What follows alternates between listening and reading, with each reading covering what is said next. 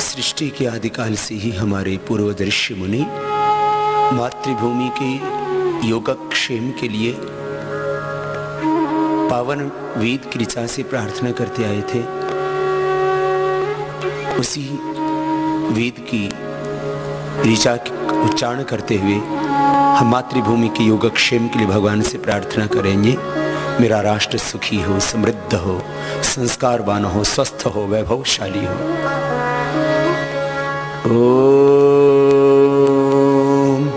आ ब्रह्मन् ब्रह्मणो ब्रह्मवर्चसी जायताम् आ राष्ट्री राजन्यः शूर इसव्योति व्याधि महारथो जायताम् दोग्ध्री धेनुर्वोढा नड्वानाशुः सप्तिः पुरंध्रयोषा जिष्णोरथेष्ठाः सभी युवास्य यजमानस्य वीरो जायताम् निकामे निकामे नः पर्जन्यो वर्षतु फलवत्यो न औषधयः पच्यन्ताम् योगक्षेमो नः कल्पताम्।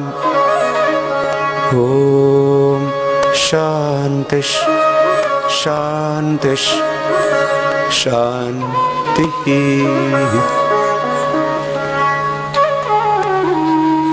हम सबको गर्व है कि हम इस देश में पैदा हुए हैं जहां पर सृष्टि के आदिकाल में भगवान ने अपना ज्ञान 4 ऋषियों की आत्मा में अवतरित किया। ऋग्वेद, यजुर्वेद, सामवेद, इन 4 वेदों का उपदेश अग्नि, वायु, आदित्य, अंगिरा ऋषियों की आत्मा में अवतरित हुआ। वो मेरा भारत जहां पर प्रथम बार ईश्वरीय ज्ञान वेद के रूप में ऋषियों की आत्मा में अवतरित हुआ, मैं उस भारत का रहने वाला हूं। यह हम सब के लिए गर्व की बात है। मैं उस देश में पैदा हुआ हूं जहां के ऋषि मुनियों ने पूरे विश्व को, पूरी मानवता को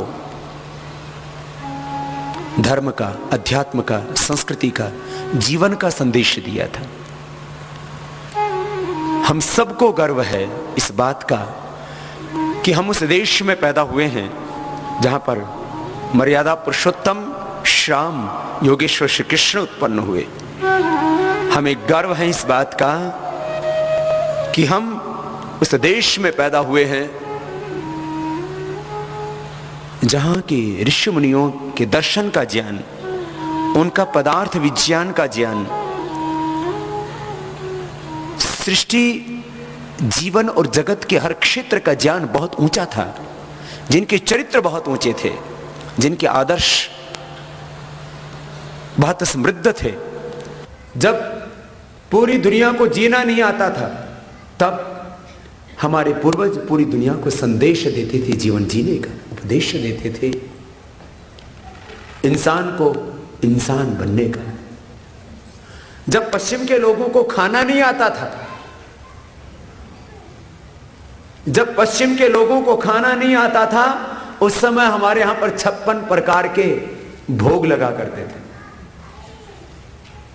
जब पश्चिम के लोगों को वस्त्र पहनना नहीं आता था, उस समय हमारे यहां पर इतना सुंदर कपड़ा बनता था कि एक साड़ी माचिस में आ जाती थी, पूरी साड़ी माचिस में आ जाती थी और रिंग से निकल जाती थी पूरी साड़ी। पूरी दुनिया को हमने वस्त्र दिया, पूरी दुनिया को हमने खाना खाना सिखाया। पश्चिम के लोग जानवर मार के खाया करते थे, शिकार किया करते थे। इनको तो गेहूं का थोड़े दिनों पहले पता लगा कि गेहूं खाया जाता है, राइस खाया जाता है। पहले जानवरों को मार के खाते थे। पूरी दुनिया को हमने खाना सिखाया, पूरी दुनिया को हमने बोलना सिखाया। विश्व की सबसे पहली भाषा संस्कृत भाषा हमारे पूर्वजों ने पूरी दुनिया को दी। पूरी दुनिया को हमने बोलना सिखाया, पूरी दुनिया को हमने खाना सिखाया, पूरी दुनिया को हमने जीना सिखाया, पूरी दुनिया को हमने वस्त्र पहनना सिखाया। नहीं तो नंगे घूमते रहते थे। पूरी दुनिया को हमने संस्कार दिए, पूरी दुनिया को हमने ऊंचे विचार दिए, पूरी दुनिया को हमने शिक्षा व्यवस्था दी। एजुकेशन सिस्टम ये हमारे भारतीय पूर्वजों का की देन है पूरी दुनिया को। गौतम, क्राद, जैमिनी महर्षि, पाणिनि, पतंजलि, गुरु वशिष्ठ, विश्वामित्र और संदीपनी आदि हमारे ऋषि मुनि, उन्होंने एक आध्यात्मिक शिक्षा व्यवस्था, संस्कारों के साथ शिक्षण, जिसमें विज्ञान और तकनीकी का, जिसमें मैथमेटिक्स का, केमिस्ट्री का, बायोलॉजी का, सारे जो आधुनिक विषय हैं, आप जब महर्षि कपिल को, गौतम को, कणाद को, जैमिनी को पढ़ेंगे, जब महर्षि पतंजलि को पढ़ेंगे, तब आपको पता लगेगा हमारे ऋषि मुनियों ने किस तरह से पूरे विश्व को, मैंने कहा ना, गणित शास्त्र से लेकर के, वैदिक गणित, गणित से लेकर के, फिजिक्स से लेकर के, केमिस्ट्री से लेकर के, भूगर्भ विद्या से लेकर के, क्षत्र नक्षत्र विद्याओं से लेकर के, विज्ञान और तकनीकी से, साइंस और टेक्नोलॉजी से लेकर के, सारी शिक्षाएं मूलतः हमारे पूर्वजों ने पूरी दुनिया को दी। एक हमारा गोल्डन पीरियड, एक भारत का स्वर्णिम काल, जिस समय पूरा भारत हमसे सीखता था, वो बहुत वैभवशाली युग था हमारा। उस स्वर्णिम काल के बाद में भारत का सामाजिक, आर्थिक, चारित्रिक, नैतिक, बौद्धिक, राजनैतिक पतन हुआ, और उस पतन के काल में भी हम बहुत ऊंचे थे। 7वीं 8वीं शताब्दी में भारत में विदेशी आक्रमणकारी गए, उन्होंने भारत को लूटा और करीब 1100-1200 वर्षों तक भारत को लूटते रहे। उसके बावजूद भी हमारी दौलत कम नहीं हुई, क्योंकि पूरी दुनिया में सबसे बड़ा व्यापार भारतीय लोग करते थे। पूरी दुनिया को आभूषण, पूरी दुनिया को वस्त्र, पूरी दुनिया को जूते चप्पल। आज तो माना कि विमान का युग आ गया, लेकिन उस समय भी विमान हमने बनाया था। और वर्तमान युग में भी जो लोग कहते हैं कि राइट ब्रदर्स ने विमान बनाया था, वो झूठ बोलते हैं। 1895 में हमारे ही भारत के महाराष्ट्र में बापूजी तलपड़े, जो मुंबई के पास उनका गांव, पुणे और मुंबई के बीच में, वहां उन्होंने हवाई जहाज बना करके उड़ाया।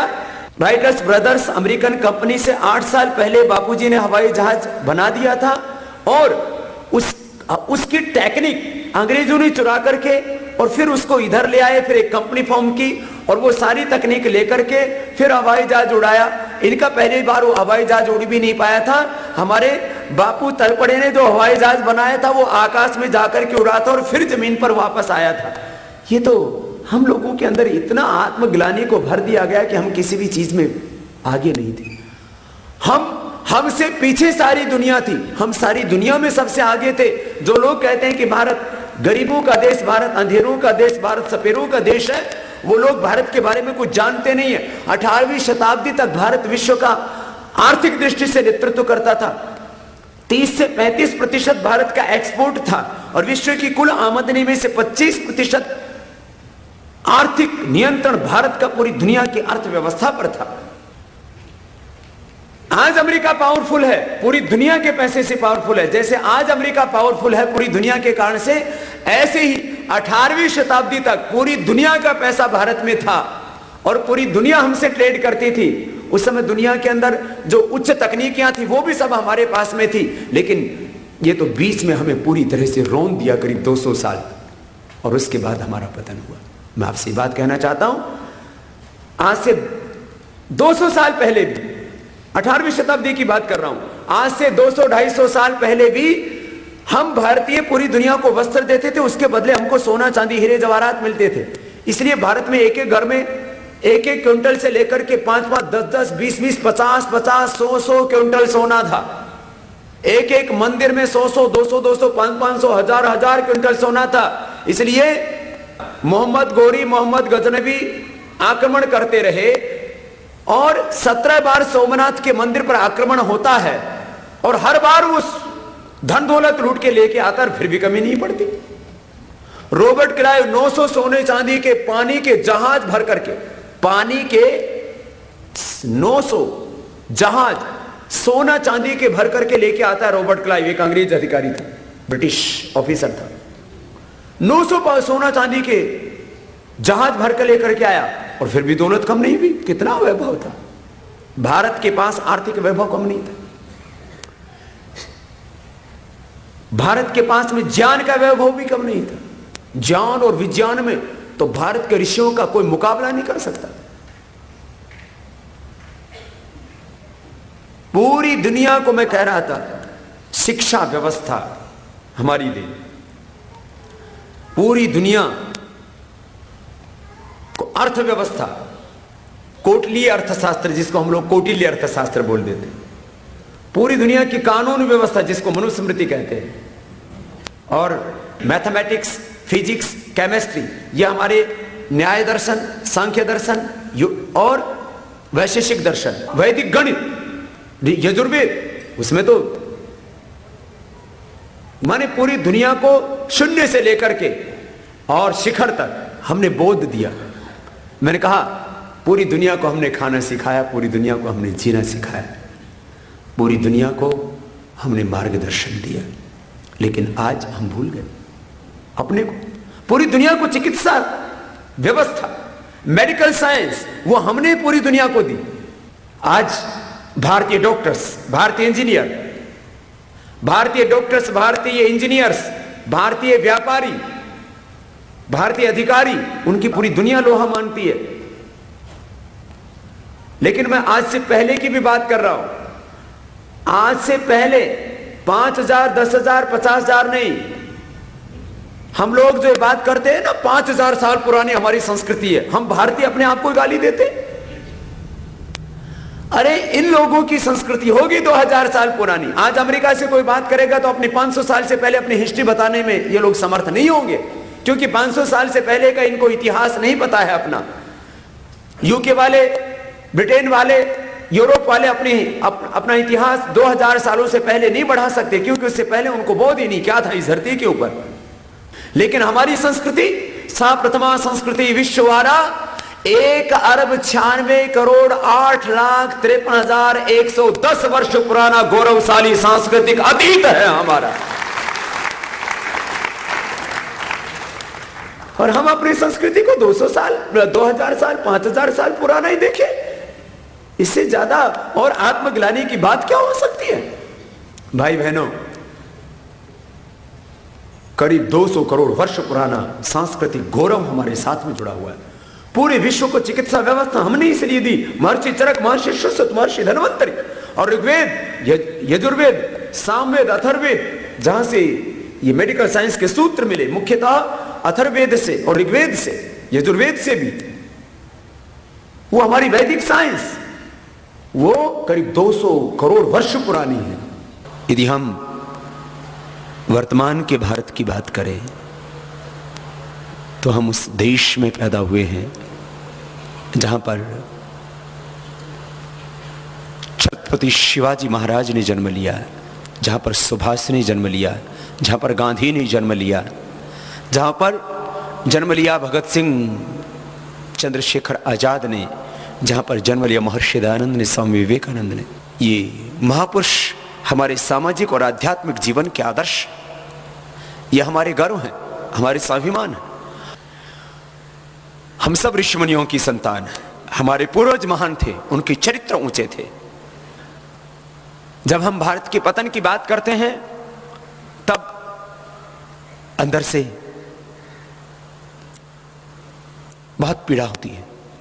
इतने पतन के बावजूद भी आज भारत में बहुत कुछ अच्छा भी है। आज 450 से ज्यादा विश्वविद्यालय हमारे पास है, लाखों स्कूल कॉलेजेस हैं हमारे पास। आज आत्मरक्षा के लिए भारत एक परमाणु शक्ति संपन्न देश। आज अरिहंत और अग्नि जैसी मिसाइलें हमारे पास में हैं, जहां आकाश मार्ग से लेकर के समुद्र तक से हम अपने शत्रुओं पर प्रहार करके उनको पराजित करने का सामर्थ्य रखते। माना कि गिरावट तो बहुत हुई है, लेकिन हम इतने दुर्बल भी नहीं हैं कि कोई शत्रु हम पर आक्रमण कर सके। इसलिए भयभीत तो होने की बात नहीं, डरने की बात नहीं। आज सुपर कंप्यूटर से लेकर के आईटी के क्षेत्र में भारत ने विश्व में एक इतिहास रचा है।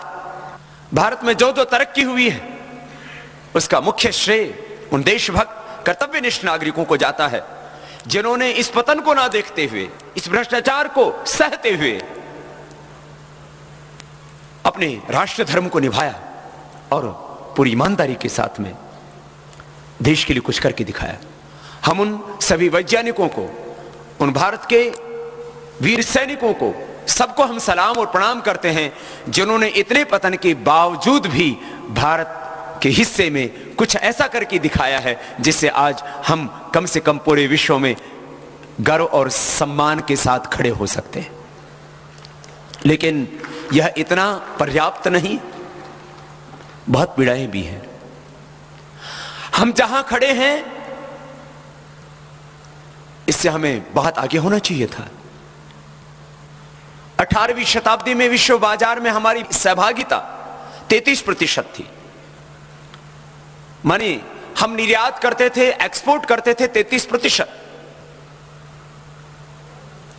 आयात इंपोर्ट हम बहुत थोड़ा करते थे। पूरी दुनिया में हम वस्त्र निर्यात करते थे, पूरी दुनिया में हम मसालों का निर्यात करते थे, औषधियों का निर्यात करते थे, पूरी दुनिया में हम इस्पात का, स्टील का निर्यात करते थे। पूरी दुनिया हमसे शिक्षा के लिए भारत में आया करती थी। बहुत उन्नत था हमारा अतीत, बहुत स्वर्णिम था हमारा अतीत।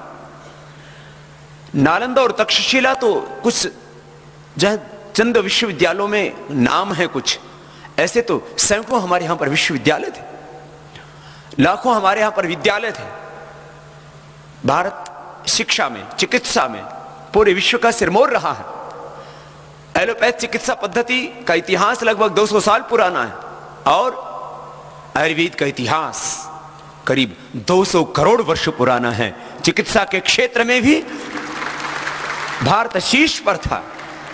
मैं इसलिए इस बात को कह रहा हूं कि वर्तमान की बहुत सी पीड़ाओं को देख करके, विद्रुपताओं को देख करके, भ्रष्टाचार को देख कर कई बार हम बहुत गहरी आत्मग्लानि से भर जाते हैं।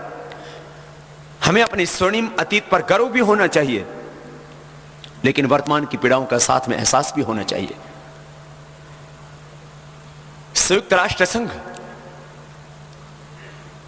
एक रिपोर्ट तैयार करता है पूरे विश्व के देशों की, जिसको ह्यूमन डेवलपमेंट रिपोर्ट, मानवीय विकास के मानदंड कुछ तय किए हैं कि किस देश में भूख कितनी है, गरीबी कितनी है, दरिद्रता कितनी, अशिक्षा कितनी है, अंधकार कितना है, परस्पर भेदभाव कितना है, जाति और मजहबों को लेकर के, स्त्री और पुरुष को लेकर के, वहां पर स्वच्छता कितनी है, चिकित्सा की सुविधाएं कैसी हैं।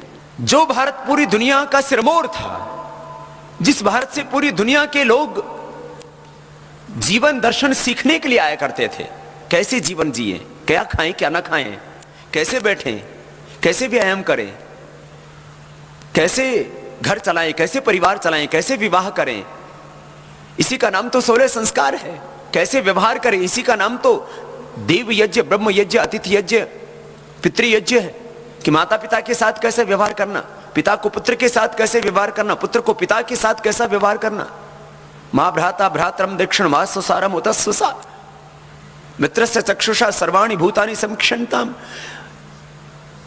जो भारत पूरे विश्व को जीवन जीने का संदेश देता था, मानवीय मूल्यों का संदेश देता था, बहुत दर्दनाक बात है, बहुत शर्मनाक बात है, बहुत अपमानजनक बात है कि जो भारत अतीत में विश्व गुरु था, दुनिया का सिरमौर था, इतना गौरवशाली हमारा स्वर्णिम अतीत था, उस भारत की आज वर्तमान में अवस्था कहां है, हम कहां खड़े हैं। संयुक्त राष्ट्र संघ जब मानवीय विकास मानकों में भारत की गिनती करता है, तब हमारा नंबर 134वें स्थान पर आता है। छोटे छोटे मुल्क जिनकी आबादी 5, 10 लाख, 20 लाख, 1 करोड़, 2 करोड़, वो हमसे आगे है। वहां स्वच्छता हमसे ज्यादा है, वहां शिक्षा हमसे ज्यादा है, वहां पर भूख हमसे बहुत कम है, गरीबी बहुत कम है, वहां स्त्री और पुरुष के अंदर भेदभाव नहीं है। 134वें स्थान पर हमारा नाम, और आजादी के 63 वर्षों में और ज्यादा हम गिरे, हम ऊंचे नहीं उठे, और पिछले इन 10-15 वर्षों में तो और ज्यादा गिर गए। पहले हमारा जो नाम था 128वें स्थान पर था, फिर 130वें पर आए। जैसे जैसे हमारी आजादी के दिन बढ़ते जा रहे वैसे वैसे हम और ज्यादा शर्मनाक स्थिति में जाते जा रहे हैं। अब 143वें स्थान पर है। तो क्या इसी को आजादी कहते हैं? जब भारत आजाद हुआ 15 अगस्त 1947 को, तब हमारी जो मुद्रा थी, मुद्रा से भी किसी देश का सम्मान तय होता है। उस समय लगभग हमारे रुपए की कीमत डॉलर और स्टर्लिंग पाउंड के बराबर थी। आज डॉलर के मुकाबले हम करीब 50वें स्थान पर पहुंच गए, माने 50 गुना ज्यादा गिर गए हम आर्थिक दृष्टि से। यह पतन है हमारा। और पाउंड के मुकाबले करीब 80 गुना हम गिर गए। तो ये 63 साल की आजादी है। हम सब के भीतर अपने गौरवशाली भारत के अतीत का गर्व हो, भारत का स्वर्णिम अतीत हमारा स्वाभिमान बने, और हम सब मिलकर के दोबारा से उस अतीत के वैभव को, उस अतीत की गौरव गरिमा को पुनः प्रतिष्ठापित करें और भारत को फिर से विश्व की एक महाशक्ति के रूप में हम खड़ा करके हम कह सकें कि भारत अतीत में भी विश्व गुरु था और आज भी भारत विश्व की सर्वोच्च महाशक्ति है। इस संकल्प को हमें स्थापित करना है। तो मैं भाई राजीव जी को आगे के उद्बोधन के लिए आमंत्रित करता हूं, भारत की स्वर्णिम अतीत को आपके सामने प्रस्तुत करने के लिए। परम पूजनीय स्वामी जी, भारत स्वाभिमान के सभी सम्माननीय बहनों भाइयों, भारत देश का भूतकाल कैसा था, अतीत कैसा था, इसके बारे में मुझे आपसे कुछ बात कहनी है। पूज्य स्वामी जी का उसके लिए निर्देश है। मैं उसके लिए आपके सामने कुछ प्रमाण प्रस्तुत करूंगा।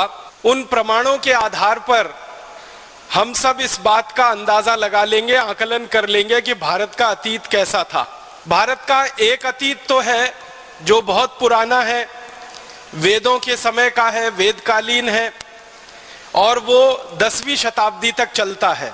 वेदों के समय से लेकर 10वीं शताब्दी तक का।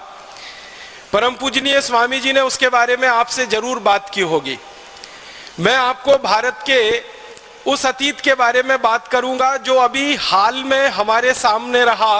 150-200 साल पहले तक, 18वीं शताब्दी तक, 17वीं शताब्दी तक, 16वीं शताब्दी तक, 15वीं शताब्दी तक, माने आज से लगभग 100-150 साल पहले से शुरू करके और पिछले 1000 साल का जो भारत का इतिहास है कैसा है वो, उसके बारे में थोड़ी सी बात करूंगा।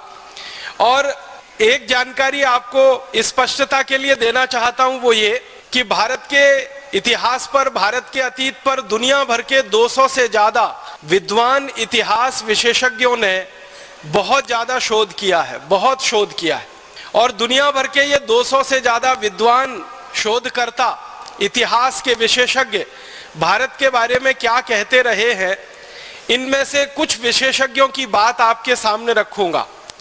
सभी विशेषज्ञों का रखना बड़ा मुश्किल है क्योंकि 200 विशेषज्ञों का काफी समय जाएगा, लेकिन उसमें से जो प्रमुख हैं, मुख्य हैं, ऐसे 8-10 विशेषज्ञों की बात आपके सामने रखूंगा। और ये सारे विशेषज्ञ भारत से बाहर के हैं। कुछ अंग्रेज हैं, कुछ स्कॉटिश हैं, कुछ अमेरिकन हैं, कुछ फ्रेंच हैं, कुछ जर्मन हैं। ऐसे दुनिया के अलग अलग देशों के विशेषज्ञों ने भारत के बारे में जो कुछ कहा है, लिखा है और उसके जो प्रमाण दिए हैं, उन पर बात मुझे कहनी है। सबसे पहले एक अंग्रेज की जानकारी मैं आपको दूं। उसका नाम है Thomas Babe Macaulay, TB Macaulay जिसको हम कहते हैं। ये भारत में आया, करीब 17 वर्ष इस देश में रहा। सबसे ज्यादा जो अंग्रेज अधिकारी इस भारत में रहे उनमें से उसकी गिनती होती है मैकॉले की। और जब वो भारत में रहा तो भारत का काफी उसने प्रवास किया, यात्राएं की। उत्तर भारत में गया, दक्षिण भारत में गया, पूर्वी भारत में गया, पश्चिम भारत में गया। और अपने 17 साल के भारत के प्रवास के बाद वो इंग्लैंड गया और इंग्लैंड की पार्लियामेंट में, हाउस ऑफ कॉमन्स में उसने एक लंबा भाषण दिया। उस भाषण का थोड़ा सा अंश परम पूजनीय स्वामी जी द्वारा लिखित जो पुस्तक है शंखनाद, उसमें आप पढ़ सकते हैं। और वो अंश है, वो ये कह रहा है ब्रिटिश पार्लियामेंट के हाउस ऑफ कॉमन्स में, I have travelled length and breadth of this country India, but I have never seen a beggar and thief in this country India. इसका मतलब क्या है? वो ये कह रहा है कि मैं संपूर्ण भारत में प्रवास कर चुका हूं, उत्तर से दक्षिण, पूरब से पश्चिम में मैं जा चुका हूं, लेकिन मैंने कभी भी अपनी आंखों से भारत में एक भी व्यक्ति ऐसा नहीं देखा जो चोर हो, एक भी व्यक्ति ऐसा नहीं देखा जो बेरोजगार हो, एक भी व्यक्ति मैंने ऐसा नहीं देखा जो गरीब हो। ये बात आप ध्यान दीजिएगा, वो 2 फरवरी सन 1835 को कह रहा है। माने आज से अगर हम ये जोड़ेंगे तो लगभग 160-170 साल पहले वो ये बोल रहा है कि एक भी व्यक्ति भारत में गरीब नहीं है, बेरोजगार नहीं है, चोर नहीं है।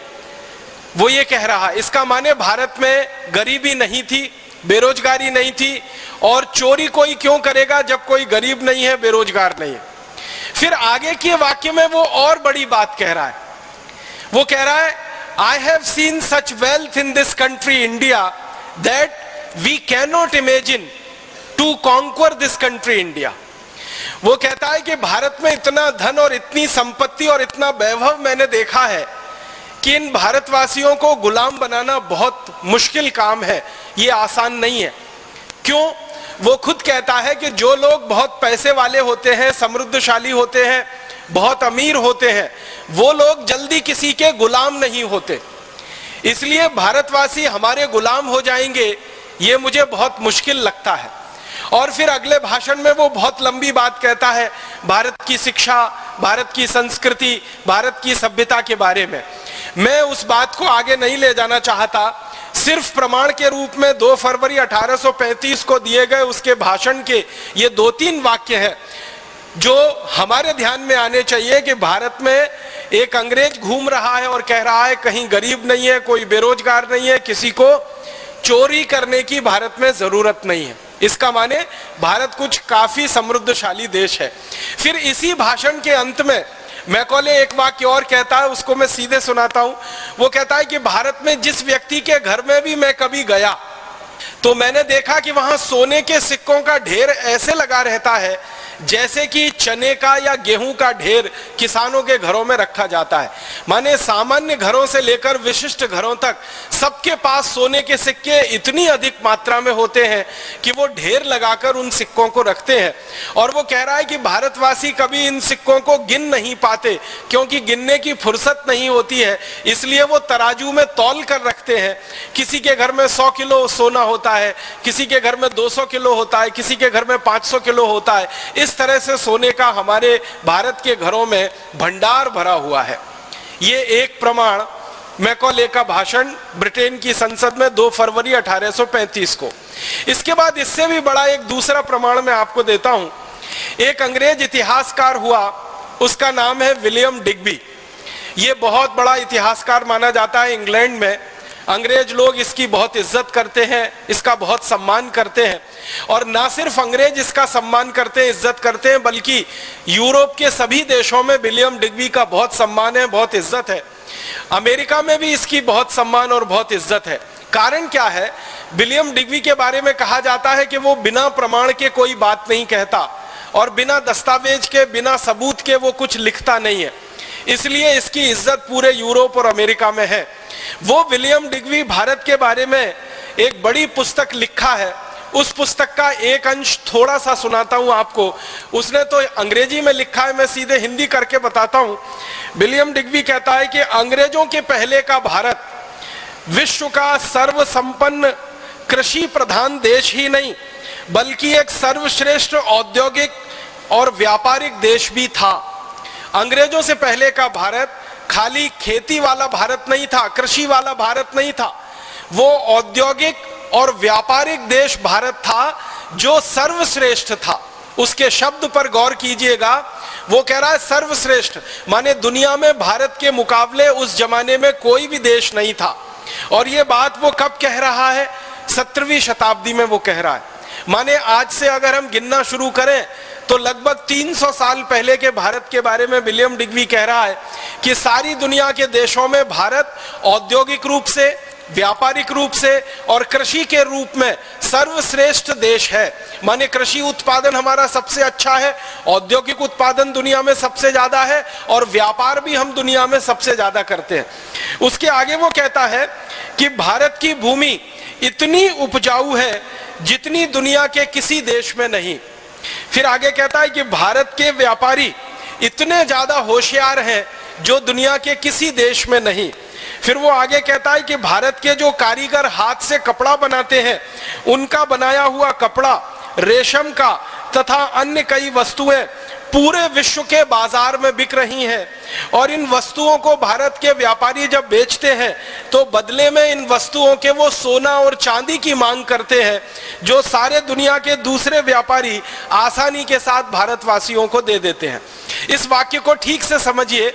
वो कह रहा है कि भारत का कपड़ा, भारत की अन्य वस्तुएं दुनिया के बाजार में बिकती हैं और भारतवासी इनको सोने के बदले में बेचते हैं। माने हम कपड़ा बेचते हैं तो सोना लेते हैं, हम दूसरी वस्तुएं बेचते हैं तो सोना लेते हैं। सोने के बदले में ही भारत के व्यापारी इन वस्तुओं का विनिमय दूसरों से करते हैं, क्योंकि ये वस्तुएं सर्वश्रेष्ठ हैं और दुनिया में कोई भी दूसरा देश इनको बना नहीं सकता, क्योंकि इनकी कारीगरी और इनका हुनर सिर्फ भारत और भारत के ही पास है। फिर वो इसी में आगे कहता है कि भारत देश में इन वस्तुओं की उत्पादन के बाद की जो बिक्री की प्रक्रिया है वो दुनिया के दूसरे बाजारों पर निर्भर है और ये वस्तुएं जब दूसरे देशों के बाजारों में बिकती हैं तो भारत में सोना और चांदी ऐसे प्रवाहित होता है जैसे नदियों में पानी प्रवाहित होता है, और भारत की नदियों में पानी प्रवाहित होकर जैसे महासागर में गिर जाता है, वैसे ही दुनिया की तमाम नदियों का सोना चांदी भारत में प्रवाहित होकर भारत के महासागर में आकर गिर जाता है। और वो अपनी पुस्तक में कहता है कि दुनिया के देशों का सोना चांदी भारत में आता तो है, लेकिन भारत के बाहर 1 ग्राम सोना और चांदी कभी जाता नहीं है। कारण क्या है? वो कहता है कि भारतवासी दुनिया में सारी वस्तुओं का उत्पादन करते हैं, लेकिन वो कभी किसी से खरीदते कुछ नहीं है। मतलब सीधा सा ये है कि भारत आयात कुछ नहीं करता है, इंपोर्ट कुछ नहीं करता है। जो भी कुछ है भारत, वो सिर्फ एक्सपोर्ट और निर्यात ही करता है। इसका मतलब बहुत साफ है कि आज से 300 साल पहले का भारत निर्यात प्रधान देश था। एक भी वस्तु हम विदेशों से नहीं खरीदते थे और वस्तुओं को बेचकर हम सोना चांदी सारी दुनिया से लेकर आते थे। विलियम डिग्वी जैसा एक बड़ा इतिहासकार हुआ, वो फ्रांस का हुआ। उसका नाम है फ्रांसवा पिराड। फ्रांसवा पिराड ने 1711 में भारत के बारे में एक बहुत बड़ा ग्रंथ लिखा है और उसमें उसने सैकड़ों प्रमाण दिए हैं। उस ग्रंथ में से एक छोटा सा प्रमाण मैं आपको प्रस्तुत करना चाहता हूं। फ्रांसवा पिराड अपनी पुस्तक में कहता है कि भारत देश में मेरी जानकारी में 36 तरह के ऐसे उद्योग चलते हैं जिनमें उत्पादित होने वाली हर वस्तु विदेशों में निर्यात होती है। फिर वो आगे लिखता है कि भारत के सभी शिल्प और उद्योग उत्पादन में सबसे उत्कृष्ट, कलापूर्ण और कीमत में सबसे सस्ते हैं। सोना, चांदी, लोहा, इस्पात, तांबा, अन्य धातुएं, जवाहरात, लकड़ी के सामान, मूल्यवान दुर्लभ पदार्थ, ये सब इतनी ज्यादा विविधता के साथ भारत में बनती हैं जिनके वर्णन का कोई अंत नहीं हो सकता।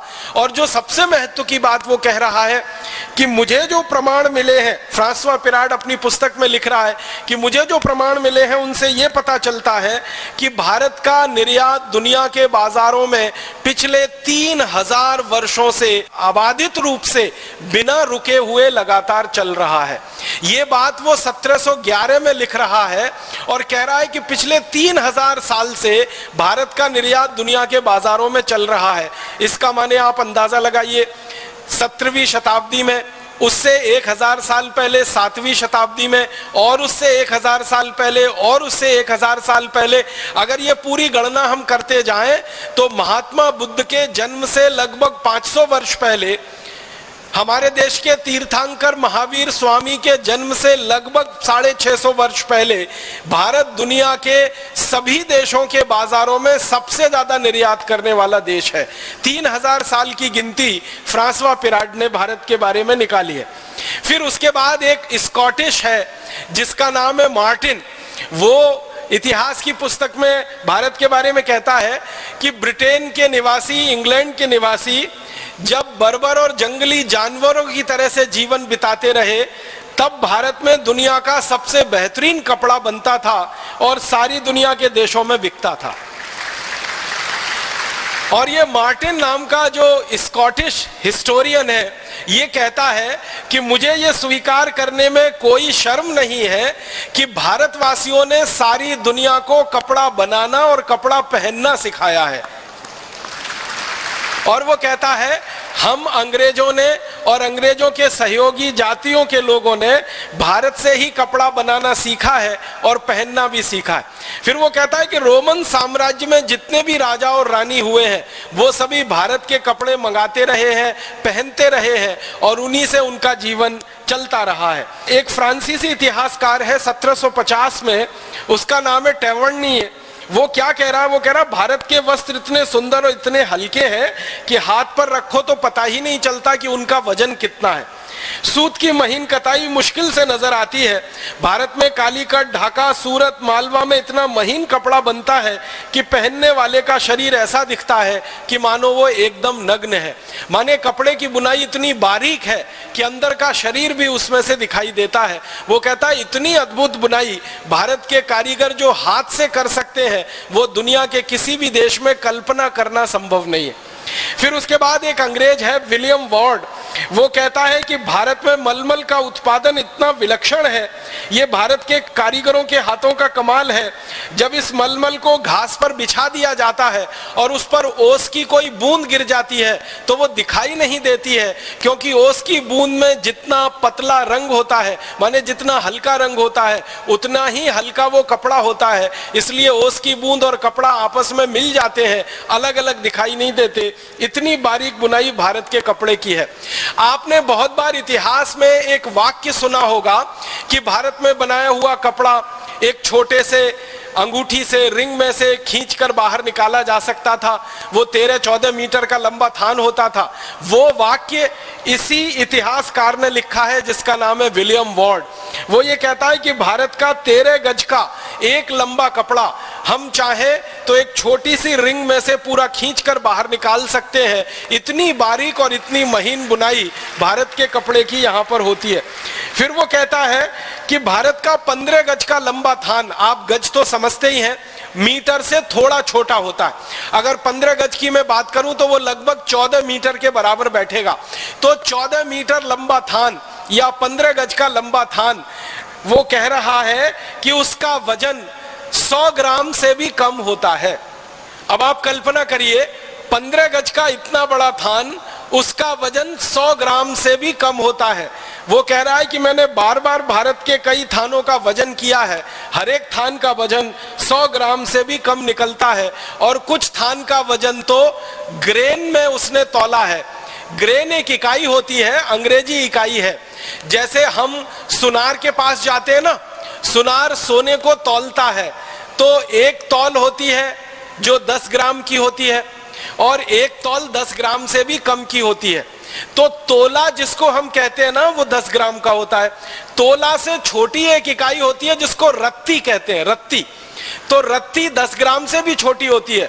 तो वो विलियम वॉर्ड कह रहा है कि भारत के बहुत सारे थान को मैंने तौला तो पता चला कि उनका कुल वजन लगभग 15 से 20 रत्ती के आसपास है। इतने कम वजन के भी भारत में कपड़े बनते हैं और इतनी बारीक बुनाई भी होती है। और वो कहता है विलियम वॉर्ड कि हम अंग्रेजों ने तो कपड़ा बनाना सन 1780 के बाद शुरू किया है। भारत में तो पिछले 3000 साल से कपड़े का उत्पादन होता रहा है और सारी दुनिया में बिकता रहा है। एक और अंग्रेज अधिकारी का थोड़ा सा बताऊं, थॉमस मुनरो नाम का एक अंग्रेज अधिकारी है। वो मद्रास में गवर्नर रहा है और लंबे समय तक वो गवर्नर रहा है। गवर्नर रहते समय किसी राजा ने उसको एक शॉल भेंट में दे दिया और जब उसकी नौकरी पूरी हो गई थॉमस मुनरो की, तो वो भारत से वापस लंदन चला गया। लंदन की संसद में उसने एक दिन अपना बयान दिया सन 1813 में, और वो कह रहा है कि भारत से मैं एक शॉल लेके आया, उस शॉल को मैं 7 वर्षों से उपयोग कर रहा हूं, उसको कई बार धोया है और प्रयोग किया है, उसके बाद भी उसकी क्वालिटी एकदम बरकरार है और उसमें कहीं कोई सिकुड़न नहीं है। मैंने पूरे यूरोप में प्रवास किया है, एक भी देश ऐसा नहीं है जो भारत की ऐसी क्वालिटी की शॉल बनाकर दे सके। भारत ने अपने वस्त्र उद्योग में सारी दुनिया का दिल जीत लिया है और भारत के वस्त्र अतुलित और अनुपमेय मानदंड के हैं, जिसमें सारे भारतवासी रोजगार पा रहे हैं। और इस तरह से लगभग 200 इतिहासकार हैं, सभी का बताना थोड़ा मुश्किल है। आप अंदाजा लगा सकते हैं कि फ्रांसीसी इतिहासकार हो तो, स्कॉटिश इतिहासकार हो तो, अंग्रेज इतिहासकार हो तो, या इसके अलावा जर्मन का कोई या अमेरिका का कोई, सारे इतिहासकार जो भारत के बारे में शोध करते हैं वो ये कहते हैं कि भारत के उद्योगों का और भारत की कृषि व्यवस्था का, भारत के व्यापार का सारी दुनिया में कोई मुकाबला नहीं है। अब इसके आगे एक छोटी सी जानकारी मैं देना चाहता हूं। अंग्रेजों की संसद में भारत के बारे में समय समय पर बहस होती रही है, तो सन 1813 में भारत के बारे में एक बहस हो रही है और उस बहस के समय जो अंग्रेजी सांसद बात कर रहे हैं उनमें कई सारी रिपोर्ट हैं, कई सारे सर्वे हैं, सर्वेक्षण हैं जिनका हवाला दिया जा रहा है। तो ऐसी ही एक रिपोर्ट का हवाला मैं आपके सामने रखता हूं। अंग्रेजों की संसद में बहस हो रही है कि भाई भारत की आर्थिक स्थिति क्या है और कैसी है। तो भारत की आर्थिक स्थिति के बारे में कहा जा रहा है कि सारी दुनिया में जो कुल उत्पादन होता है उसका 43% उत्पादन अकेले भारत में होता है। आप जरा भारत के भूतकाल का अंदाजा लगाइए, अतीत का जरा अंदाजा लगाइए कि पूरी दुनिया में मान लीजिए 100 अरब डॉलर का उत्पादन होता हो उस जमाने में, तो 33 अरब डॉलर का उत्पादन अकेले भारत में होता है। इसको एक दूसरे तरीके से समझने की कोशिश करें कि सारी दुनिया में अगर 100 रुपए का माल बनता है तो 33 रुपए का माल अकेले भारत में बनता है। अब आप जरा देखिए, दुनिया में 200 देश हैं, 200 देशों में कुल मिलाकर उत्पादन है वो 57% है और भारत अकेले में जो कुल उत्पादन है वो 43% है। माने सारी दुनिया के 200 देशों में से 2-4 को छोड़कर एक तरफ कर दें और भारत अकेला एक तरफ हो जाए तो कई देशों का उत्पादन भारत के अकेले उत्पादन के बराबर बैठता है। इतना बेहतरीन उत्पादन करने वाला ये देश रहा है। और ये आंकड़ा सबसे पहली बार अंग्रेजों की संसद में सन 1813 में कोट किया गया। बाद में इसी आंकड़े को अंग्रेजों ने 1835 में कोट किया और 1840 में भी कोट किया। और अंग्रेजों का यह कहना है कि सन 1840 तक भारत का उत्पादन सारी दुनिया में सबसे अधिक है और वो कुल दुनिया के उत्पादन का 43% है। अब मैं थोड़ी तुलना करूं तो आपको बात समझ में आएगी। आज अगर सारी दुनिया के कुल उत्पादन की बात की जाए तो अमेरिका देश का कुल उत्पादन सारी दुनिया के कुल उत्पादन का लगभग 25% है। और थोड़ा आगे बढ़े तो अमेरिका के साथ चीन नाम के देश का कुल उत्पादन पूरी दुनिया के उत्पादन का लगभग 23% है। ये 23% और 25% चीन और अमेरिका दोनों मिल जाएं तो इनका लगभग कुल उत्पादन जो होता है उससे थोड़ा ही कम भारत का कुल उत्पादन रहा आज से लगभग 250 वर्ष पहले तक। माने आज की दुनिया में चीन और अमेरिका मिलकर जितना कुल उत्पादन करते हैं उतना उत्पादन लगभग उससे थोड़ा कम भारत करता रहा 1840 के साल तक। इतना बड़ा उत्पादक देश था भारत। फिर इसके बाद अंग्रेजों की संसद में और एक आंकड़ा भारत के बारे में कोट किया गया कि सारी दुनिया के व्यापार में भारत का जो हिस्सा है वो लगभग 33% है। इसका मतलब क्या हुआ, पूरी दुनिया में जो सामान बिक रहा है, जो निर्यात हो रहा है, उसमें भारत का निर्यात लगभग 33% है। और ये आंकड़ा अंग्रेजों ने 1840 तक कोट किया है। माने सन 1840 तक सारी दुनिया के बाजार में भारत का माल 33% बिकता है।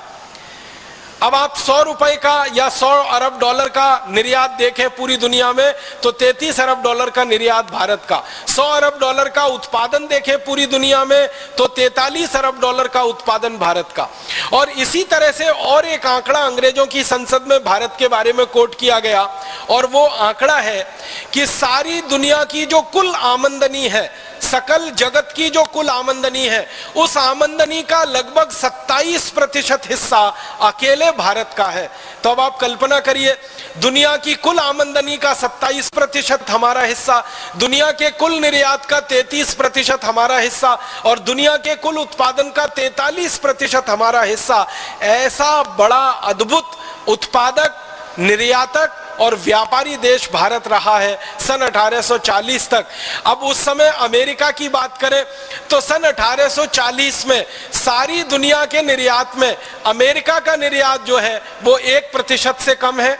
सारी दुनिया के निर्यात में ब्रिटेन का निर्यात सन 1840 तक आधे % से कम है, और पूरे यूरोप का और अमेरिका का निर्यात इकट्ठा कर दिया जाए तो सन 1840 तक सारी दुनिया के निर्यात में ब्रिटेन, अमेरिका और यूरोप के सभी देशों को जोड़ दें तो 3 से 4% से ज्यादा निर्यात उनका नहीं निकलता है।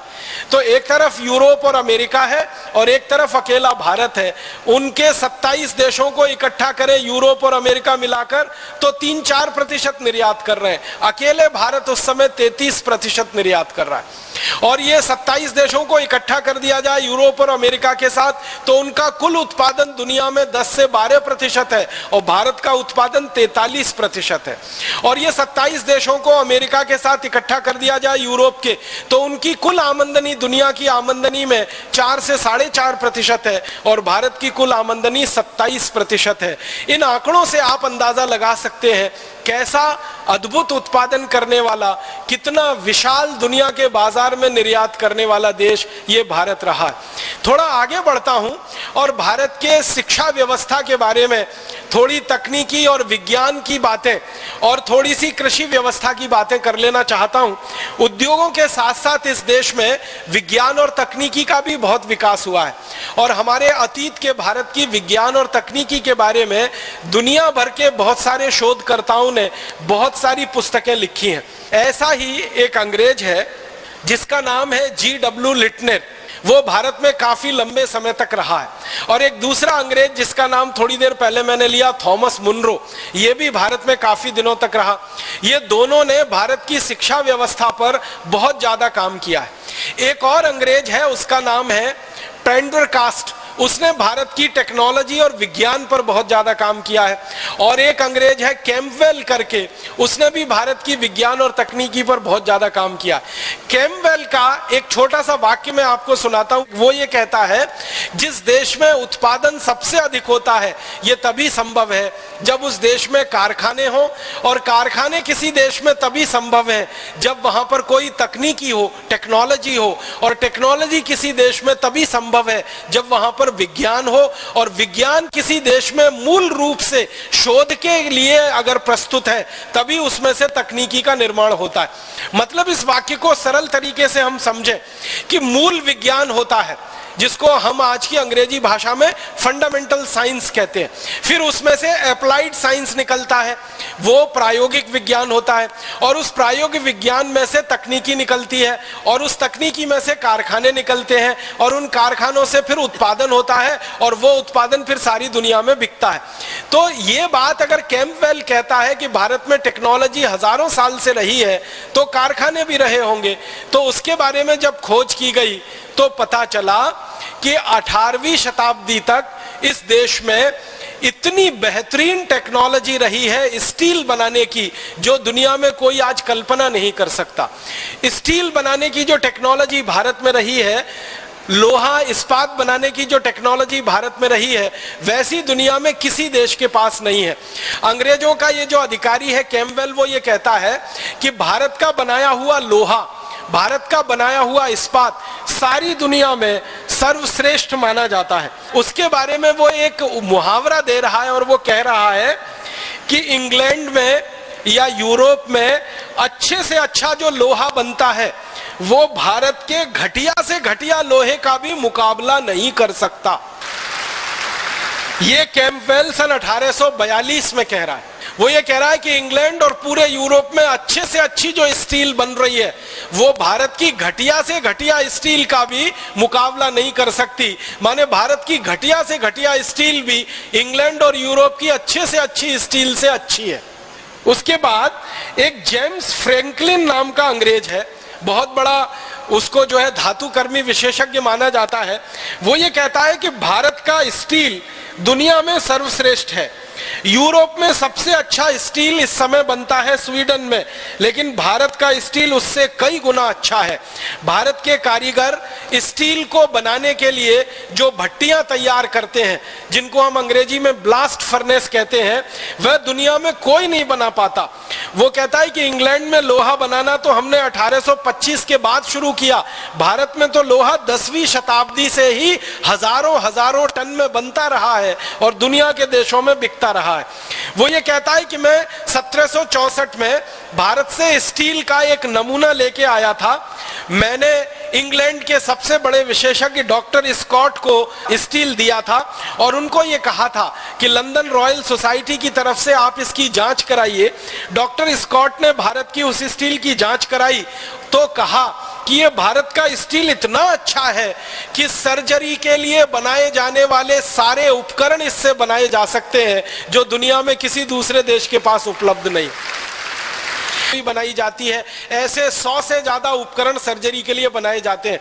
तो डॉक्टर स्कॉट कह रहे हैं इस बात को 1764 में कि दुनिया में किसी भी देश के पास सर्जरी के लायक बनाने वाला स्टील नहीं है क्योंकि उनकी क्वालिटी अच्छी नहीं है, लेकिन भारत का स्टील जो मेरे पास आया है ये इतना अद्भुत है कि इससे सर्जरी के सारे उपकरण हम बना सकते हैं। फिर वो अंत में कह रहे हैं कि मुझे ऐसा लगता है कि भारत का ये स्टील हम पानी में भी डाल के रखें तो इसमें कभी जंग नहीं लगेगा क्योंकि इसकी क्वालिटी इतनी अच्छी है। आप जानते हैं कि लोहा या स्टील दुनिया में एक ऐसी वस्तु है जो थोड़ी देर के लिए भी पानी के संपर्क में आए, नमी के संपर्क में आए तो सबसे पहले उसमें जंग लगती है, जिसको हम सब लोग अंग्रेजी में रस्टिंग कहते हैं। लेकिन स्कॉट कह रहा है भारत के स्टील के बारे में कि मुझे लगता है कि इसको पानी में भी डाल के रखें तो बिल्कुल जंग नहीं लगेगी। इस क्वालिटी का स्टील भारत में बन रहा है। अब इसके थोड़ा आगे चलूं, अगर स्टील इतनी अच्छी क्वालिटी का है तो एक अंग्रेज अधिकारी है, उसका नाम है लेफ्टिनेंट कर्नल ए वॉकर। उसने भारत के शिपिंग इंडस्ट्री पर सबसे ज्यादा रिसर्च किया है। वो ये कहता है कि भारत का जो अद्भुत लोहा है, स्टील है, ये जहाज बनाने के काम में बहुत ज्यादा आता है। और वो कहता है कि दुनिया में जहाज बनाने की सबसे पहली कला और सबसे पहली तकनीकी भारत में ही विकसित हुई है और दुनिया के देशों ने पानी के जहाज बनाना भारत से सीखा है और किसी देश के पास पानी का जहाज बनाने की तकनीकी उपलब्धि नहीं रही है। फिर वो कहता है कि भारत इतना विशाल देश है, इसमें लगभग 2 लाख गांव हैं। इन 2 लाख गांवों को समुद्र के किनारे स्थापित हुआ माना जाता है। इन सभी गांवों में जहाज बनाने का काम पिछले हजारों वर्षों से चलता है। वो ये कहता है कि हम अंग्रेज लोगों को जहाज खरीदना हो तो हम भारत में जाते हैं और वहां से जहाज खरीद कर लाते हैं। फिर वो अपने आगे कह रहा है कि ईस्ट इंडिया कंपनी के जितने भी पानी के जहाज दुनिया में चल रहे हैं ये सारे के सारे जहाज भारत की स्टील से बने हुए हैं। ये बात मुझे कहते हुए शर्म आती है कि हम अंग्रेज अभी तक इतनी अच्छी क्वालिटी का स्टील बनाना नहीं शुरू कर पाए। फिर वो कहता है कि भारत का कोई पानी का जहाज जो 50 साल चल चुका है पानी में, उसको अगर हम खरीद लें अंग्रेज और खरीदने के बाद उसको ईस्ट इंडिया कंपनी की सेवा में लगाएं तो 50 साल तो वो भारत में चल चुका है, हमारे यहाँ आने के बाद भी वो 20-25 साल और चल जाता है। इतनी मजबूत पानी के जहाज बनाने की कला और टेक्नोलॉजी भारत के कारीगरों के हाथ में है। और फिर वो कहता है कि हम जितने धन में एक नया पानी का जहाज बनाते हैं उतने ही धन में भारतवासी 4 नए जहाज पानी के बना लेते हैं। फिर वो अंत में कहता है कि हम भारत में पुराने पानी के जहाज खरीदें और उसको ईस्ट इंडिया कंपनी की सेवा में लगाएं, यही हमारे लिए अच्छा है। नया जहाज बनाकर हम ईस्ट इंडिया कंपनी को दिवालिया नहीं कर सकते हैं, उसके पैसे बर्बाद नहीं कर सकते। मतलब उसका कहने का यह है कि भारत का पुराने से पुराना पानी का जहाज अंग्रेजों के नए नए से नए पानी के जहाज से भी अच्छा माना जाता है, क्योंकि स्टील की क्वालिटी, लोहे की क्वालिटी इतनी जबरदस्त है। और इसी तरह से वो कहता है कि भारत में टेक्नोलॉजी के लेवल पर ईंट बनती है, ईंट से ईंट को जोड़ने का चूना बनता है, और उसके अलावा भारत में 36 तरह के दूसरे टेक्नोलॉजिकल इंडस्ट्रीज हैं। ये सभी उद्योगों में भारत दुनिया में सबसे आगे है। इसलिए हमें भारत से व्यापार करके ये सब तकनीकी लेनी है और इस तकनीकी को इंग्लैंड में लाकर फिर से उसको रिप्रोड्यूस करना है, पुनर्उत्पादित करना है। तो भारत टेक्नोलॉजी में बहुत ऊंचा है और इसी तरह से विज्ञान में भी बहुत ऊंचा है। भारत के विज्ञान के बारे में एक दो नहीं 20 अंग्रेजों ने रिसर्च की है, शोध की है, और वो ये कहते हैं कि भारत में विज्ञान की 20 से ज्यादा शाखाएं हैं जो बहुत ज्यादा पुष्पित और पल्लवित हुई हैं। उनमें सबसे बड़ी शाखा है वो खगोल विज्ञान है, दूसरी बड़ी शाखा है वो नक्षत्र विज्ञान है, तीसरी बड़ी शाखा है बर्फ बनाने का विज्ञान है, चौथी बड़ी शाखा है और ऐसी कर करके धातु विज्ञान है, फिर उसके बाद भवन निर्माण के विज्ञान की है। तो ऐसी 20 तरह की वैज्ञानिक शाखाएं पूरे भारत में है। और वॉकर लिख रहा है इस बात को कि भारत में ये जो विज्ञान की ऊंचाई है वो कितनी अधिक है, इसका अंदाजा हम अंग्रेजों को नहीं लगता। एक बात आप सभी जानते हैं, वो ये कि एक यूरोप का वैज्ञानिक हुआ, उसका नाम है कॉपरनिकस। कॉपरनिकस के बारे में सारी दुनिया ये कहती है कि उसने पहली बार बताया कि सूर्य का पृथ्वी के साथ क्या संबंध है। पहली बार सारी दुनिया को पृथ्वी और सूर्य के अंतर संबंधों के बारे में बताने वाला यूरोप का वैज्ञानिक कॉपरनिकस माना जाता है। और उस कॉपरनिकस के बारे में यह भी कहा जाता है कि वो पहला यूरोपियन वैज्ञानिक है जिसने सूर्य से पृथ्वी की दूरी का अनुमान लगाया। फिर वो पहला वैज्ञानिक है जिसने सूर्य के दूसरे उपग्रहों के बारे में जानकारी सारी दुनिया को दी। लेकिन इस कॉपरनिकस की बात को अंग्रेज ही कह रहा है कि ये असत्य है, झूठ है। वो ये कह रहा है वॉकर कि अंग्रेजों के हजारों साल पहले, यूरोपियन लोगों के हजारों साल पहले भारत में ऐसे विशेषज्ञ वैज्ञानिक हुए हैं जिन्होंने पृथ्वी से सूर्य की दूरी का ठीक ठीक पता लगाया है और भारत के शास्त्रों में उसको दर्ज कराया। आप जानते हैं हमारे वेदों में, यजुर्वेद में विशेष रूप से ऐसे बहुत सारे सूत्र हैं, श्लोक हैं, मंत्र हैं जिनसे बहुत सारा स्पष्ट ज्ञान मिलता है खगोल शास्त्र का। आपको सुन के हैरानी होगी कि कॉपरनिकस का जिस दिन जन्म हुआ था यूरोप में, उससे ठीक लगभग 1000 साल पहले एक भारतीय वैज्ञानिक ने पृथ्वी से और सूर्य की दूरी कितनी है बिल्कुल ठीक ठीक नाप उन्होंने बता दिया था। और हमारे वो वैज्ञानिक का नाम था आर्यभट्ट।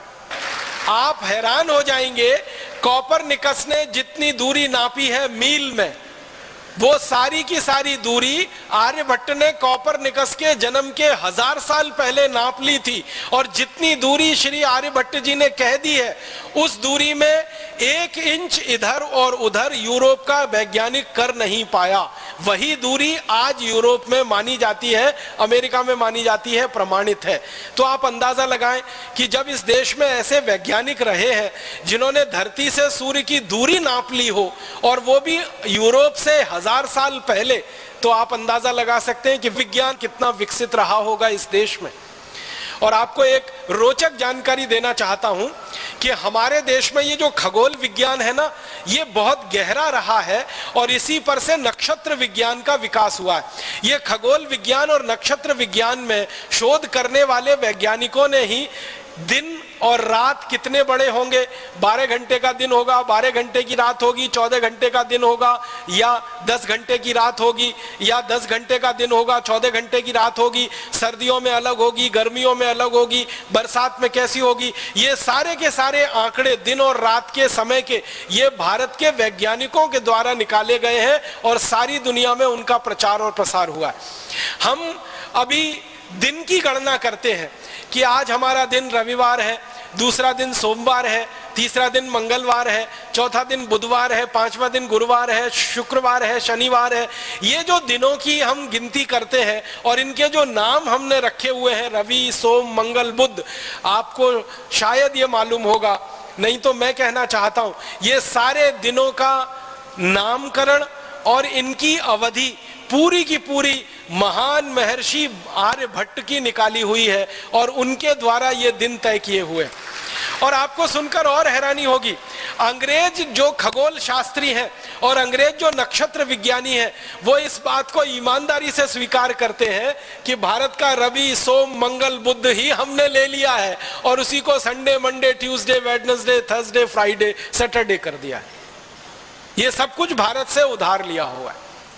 और आपको एक रोचक बात बताऊं, पृथ्वी घूमती है अपने अक्ष पर और सूर्य के चारों तरफ भी। ये बात सबसे पहले भारतीय वैज्ञानिकों ने प्रमाणित की थी 10वीं शताब्दी में। और पृथ्वी के घूमने से दिन रात होते हैं, मौसम और जलवायु बदलते हैं, ये बात भी भारतीय वैज्ञानिकों के द्वारा प्रमाणित हुई है सारी दुनिया में। तो भारत के वैज्ञानिकों ने खगोल शास्त्र में, नक्षत्र विज्ञान में जबरदस्त काम किया है। सूर्य है, सूर्य के कितने उपग्रह हैं और उन उपग्रहों का सूर्य के साथ अंतर संबंध क्या है, यह सारी खोज भारत में 3री शताब्दी के आसपास की है। जब दुनिया में कोई पढ़ना लिखना भी नहीं जानता होगा, उस समय भारत में यह खोज चलती रही है कि सूर्य क्या है, सूर्य के उपग्रह क्या है, उनके आपस के अंतर संबंध क्या है।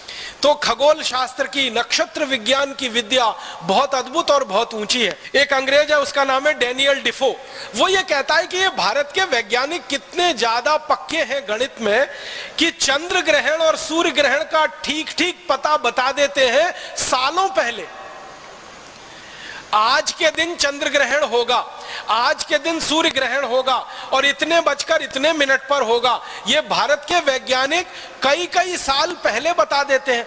1708 के समय ये लंदन की संसद में कह रहा है कि मैंने भारत का पंचांग जब भी पढ़ा है, मुझे एक प्रश्न का उत्तर कभी नहीं मिला कि भारत के ऋषि महर्षि वैज्ञानिक कई कई साल पहले कैसे पता लगा लेते हैं कि आज चंद्र ग्रहण पड़ेगा, आज सूर्य ग्रहण पड़ेगा और इस समय पर पड़ेगा, और सही सही वही समय पर पड़ता है। इसका माने भारत के वैज्ञानिकों की नक्षत्रों के बारे में, खगोल विद्या के बारे में बहुत गहरी गहरी रिसर्च है, शोध है, ये इसी के आधार पर हो सकता है।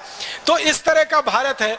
और एक दो जानकारी दूं शिक्षा के बारे में कि भारत का अतीत अगर हमें अच्छे से समझना है तो भारत की शिक्षा को समझना पड़ेगा, क्योंकि साइंस और टेक्नोलॉजी जो भी विकसित होती है उसका आधार शिक्षा व्यवस्था होती है। किसी देश में खगोल शास्त्र अगर विकसित हुआ है तो उसका आधार भी शिक्षा व्यवस्था होती है। अगर नक्षत्र शास्त्र का विकास हुआ है तो उसका आधार भी शिक्षा व्यवस्था होती है। सभी विज्ञान की विधाओं का और सभी तकनीकी की विधाओं का मूल आधार शिक्षा होती है। तो भारत में अगर विज्ञान इतना अच्छा है, तकनीकी इतनी अच्छी है, तो शिक्षा भी कोई बहुत अच्छी ही रही होगी। बिना उसके तो विज्ञान तकनीकी आ नहीं सकती और बिना शिक्षा के उद्योग और व्यापार चल नहीं सकता। तो भारतीय शिक्षा के बारे में सबसे पहला एक प्रमाण मैं प्रस्तुत करना चाहता हूं। एक जर्मन दार्शनिक हुआ, उसका नाम है मैक्स मूलर। ये मैक्स मूलर ने भारत की शिक्षा व्यवस्था पर सबसे ज्यादा शोध कार्य किया है और वो ये कहता है कि मैं भारत की शिक्षा व्यवस्था से इतना प्रभावित हूं, शायद ही दुनिया के किसी देश में इतनी सुंदर शिक्षा व्यवस्था होगी जो भारत में है। और भारत के बंगाल राज्य के बारे में मैक्स मूलर एक आंकड़ा दे रहा है कि भारत का जो बंगाल राज्य है, बंगाल प्रांत है, बंगाल प्रांत आप जानते हैं भारत का एक प्रांत है। और ये जब बंगाल की जो वो बात मैक्स मूलर कह रहा है, वो बंगाल है जिसमें पूरा बिहार है, आधा उड़ीसा है, आज का पूरा पश्चिम बंगाल है और आसाम है, और आसाम के ऊपर के छोटे छोटे 7 प्रदेश हैं। इस बंगाल राज्य के बारे में मैक्स मूलर कह रहा है कि मेरी जानकारी में 80,000 से अधिक गुरुकुल पूरे बंगाल में सफलता के साथ पिछले हजारों साल से चल रहे हैं। 80,000 गुरुकुल, ये मैक्स मूलर ने गिनती करवाई है। और सिर्फ एक राज्य के बारे में, एक राज्य है बंगाल। इसी तरह से एक अंग्रेज विद्वान है, शिक्षा शास्त्री है, उसका नाम है लुडलो। और लुडलो आता है भारत में और करीब 16-17 साल रहता है इस देश में, और 16-17 साल रहकर भारत में घूमा है। घूमने के बाद शिक्षा व्यवस्था पर उसने सर्वेक्षण किया है। वो क्या कह रहा है? वो कह रहा है कि भारत में एक भी गांव ऐसा नहीं है जहां कम से कम एक गुरुकुल नहीं है। कम से कम माने हर गांव में कम से कम एक गुरुकुल तो है ही, एक से भी ज्यादा है। फिर आगे वो कह रहा है कि भारत के बच्चे एक भी ऐसे नहीं हैं जो गुरुकुल में ना जाते हों पढ़ाई के लिए, माने सभी बच्चे गुरुकुल में जाते हैं पढ़ाई के लिए। अब आप पूछेंगे कि ये लुडलो किस समय की बात कर रहा है? ये लुडलो 18वीं शताब्दी की बात कर रहा है, ज्यादा पुरानी बात नहीं कर रहा है। उसके अलावा एक और अंग्रेज है जिसका नाम है G.W. लिटनर। वो ये कहता है कि मैंने भारत के उत्तर वाले इलाके का पूरा सर्वेक्षण किया है शिक्षा का, और मेरे सर्वेक्षण की रिपोर्ट बताती है कि भारत में 200 लोगों पर एक गुरुकुल चलता है। भारत में 200 लोगों पर एक गुरुकुल चलता है। पूरे उत्तर भारत की रिपोर्ट में वो ये निष्कर्ष दे रहा है। अब उत्तर भारत का मतलब क्या है? आज का पूरा पाकिस्तान, आज का पूरा पंजाब, आज का पूरा हरियाणा, आज का पूरा जम्मू कश्मीर, आज का पूरा हिमाचल प्रदेश, आज का पूरा उत्तर प्रदेश और आज का पूरा उत्तराखंड, ये सारा इलाका मिलकर उत्तर भारत है। और उत्तर भारत के बारे में लिटनर की रिपोर्ट है सन 1822 की, उसमें वो कहता है कि 200 लोगों पर कम से कम एक गुरुकुल पूरे उत्तर भारत में है। और इसी तरह से थॉमस मुनरो की रिपोर्ट है, वो ये कह रहा है कि दक्षिण भारत में 400 लोगों पर कम से कम एक गुरुकुल भारत में है। अब ये उत्तर और दक्षिण को मिला दिया जाए तो सारे भारत के बारे में औसत निकाला जाए तो ये औसत निकलता है 300 लोगों पर कम से कम एक गुरुकुल भारत में है। और जिस जमाने में ये सर्वेक्षण हुआ है उस जमाने में भारत की जनसंख्या लगभग 20 करोड़ के आसपास है। तो 20 करोड़ की जनसंख्या में 300 लोगों पर अगर एक गुरुकुल आप निकालेंगे तो कुल 20 करोड़ लोगों के ऊपर लगभग 7,32,000 के आसपास गुरुकुल निकलते हैं। माने संपूर्ण भारत देश में लगभग 7,32,000 गुरुकुल हैं। 1822 के आसपास के ये आंकड़े हैं। इसका मतलब क्या है? आप और इस बात को हैरानी से समझने की कोशिश करिए कि सन 1822 में भारत में 7,32,000 अगर गुरुकुल हैं तो गांव कितने हैं? तो आपको मालूम है अंग्रेज 10-10 वर्ष में भारत की जनसंख्या का सर्वेक्षण करते रहते थे। तो उस जमाने के सर्वेक्षण से पता चला कि भारत में कुल गांवों की संख्या भी लगभग 7,32,000 ही है। माने जितने गांव हैं उतने ही गुरुकुल इस देश में हैं। माने हर गांव में पढ़ने के लिए पूरी की पूरी व्यवस्था है। आज की भाषा में कहें तो कम से कम एक स्कूल हर गांव में है।